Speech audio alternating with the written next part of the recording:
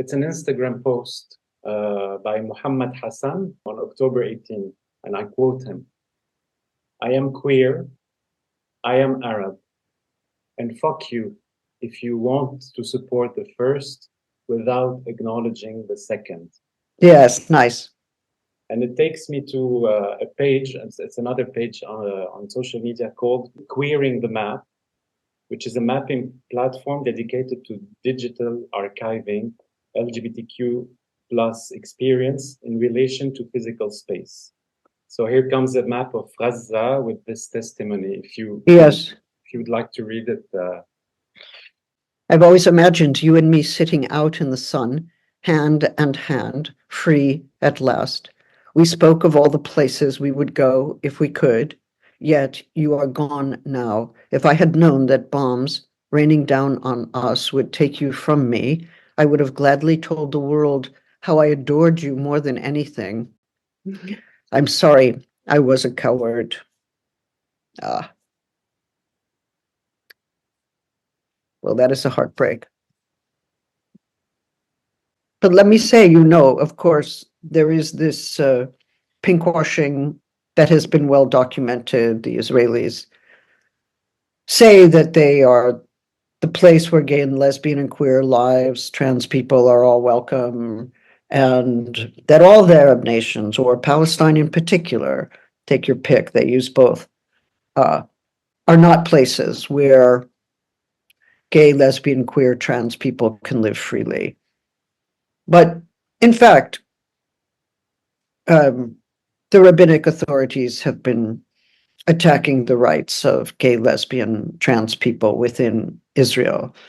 There's lots of homophobia, especially given the demands to reproduce, although, as some have pointed out to me, that the Israeli state makes it easier for lesbians to use reproductive technology because that way they will reproduce more Jews. Ah, how beautiful that they give us our rights for that purpose.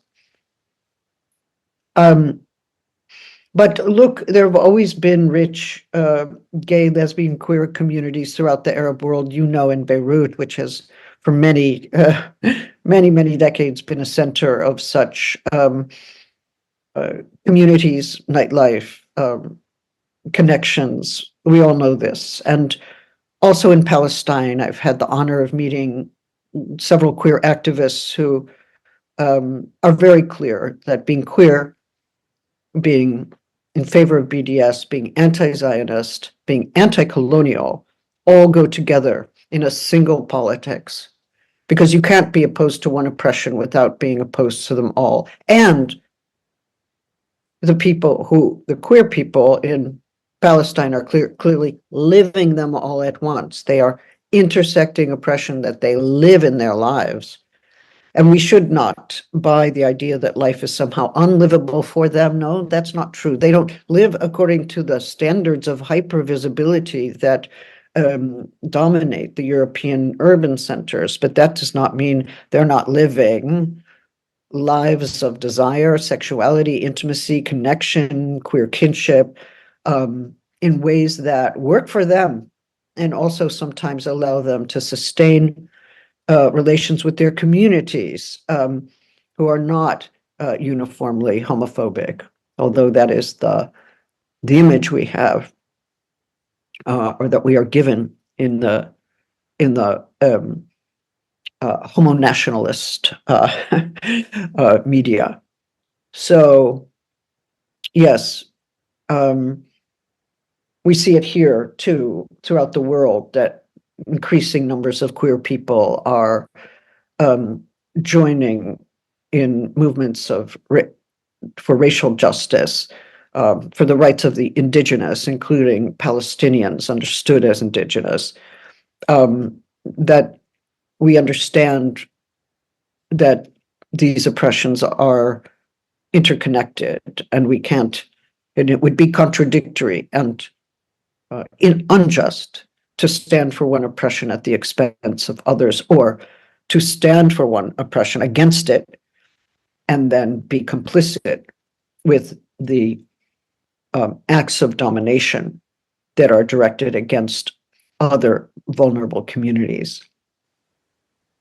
In your opinion, is the act of resistance, can the act of resistance also be defined as a queer phenomenon, as a queer muscle? Nice. Queer muscle. I'm so happy with that phrase.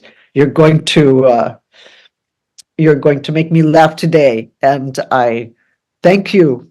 I thank you. This is that moment of uplift. We were talking about queer muscle. Oh my God, it's great. Well, so interesting. Look, what's queer is what's unpredictable.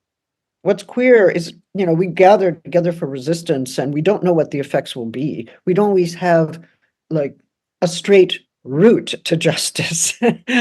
We come together, there are certain kinds of effects that take place. We don't anticipate them, and yet they do take place, and we find other groups forming and other actions happening.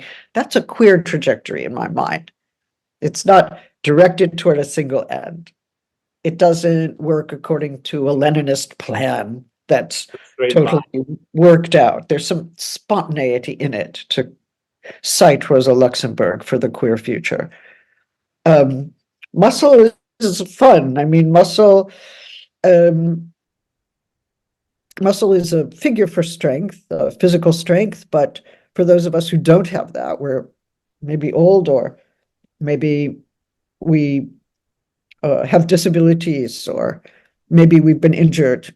There's a different kind of strength. Maybe it's a different kind of muscle.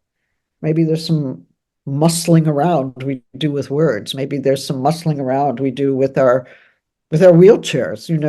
We're making our presence known. In English we say you muscle into a scene. You find your way in. You make yourself known. So maybe we can expand the various meanings of muscle to be inclusive in that way. The muscles of poetry also. Yes, for sure.